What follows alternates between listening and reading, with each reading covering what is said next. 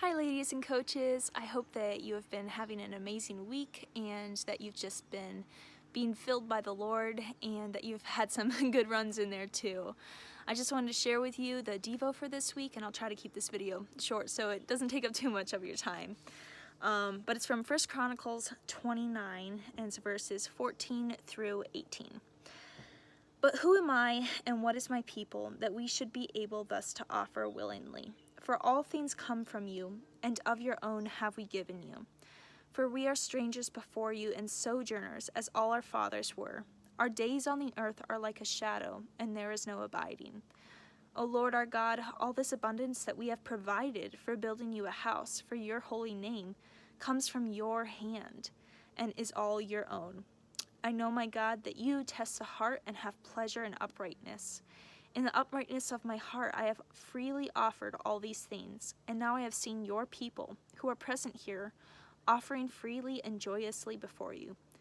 O Lord, the God of Abraham, Isaac, and Israel, our fathers, keep forever such purposes and thoughts in the heart of your people, and direct their hearts toward you.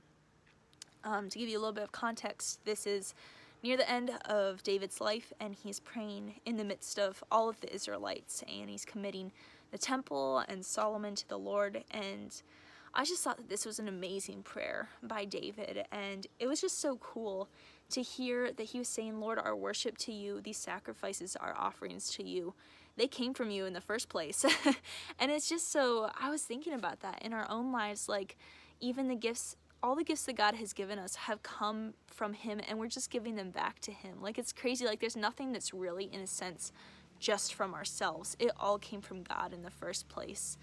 And it was just amazing to hear that, and just such a good reminder too that every gift is from him, and we should use every gift for him. So I just hope that encourages you. Just remember that your gifts are from the Lord, and just remember to use them for him, because they're from him and they should be for him and to him. So I hope that gives you some encouragement, just even thinking about your running, that, you know, our running isn't for ourselves. It's a gift that we get to use to give back to the Lord. Like, running itself can even be worship towards the Lord. Like, taking joy in running, that's worship to the Lord, because he's seen us use our gifts as the way he created them to be used, joyously for him.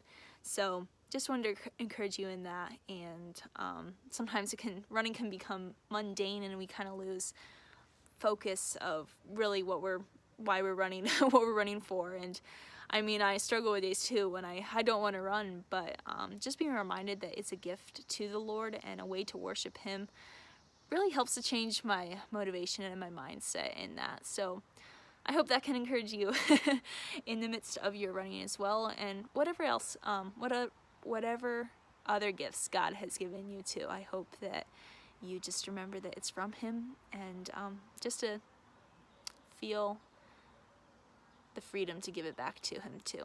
So yeah, but take a look at that passage if you really liked hearing those verses, because it's just an amazing passage. And the prayer he prays for his people, Lord, direct their hearts continuing to you. I feel like that should always be a prayer for us, for ourselves, and for other believers too, and even the non-believers as well, that God would always direct our hearts to him in everything. So I hope that that encourages you this week, and that you have a good rest of the week, and that you just take joy in the Lord and use your gifts for him.